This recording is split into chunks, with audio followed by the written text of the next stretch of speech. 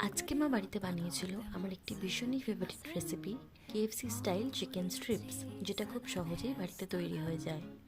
এর জন্য চিকেনের পিসগুলিকে লম্বা করে কেটে নিয়ে তাতে একটি ডিম, আদা রসুনের paste, soya sauce, tomato ketchup, স্বাদমতো লবণ, হলুদ গুঁড়ো, লঙ্কা গুঁড়ো অ্যাড করে ম্যারিনেট করে রেখে দেবো 1 ঘন্টার জন্য।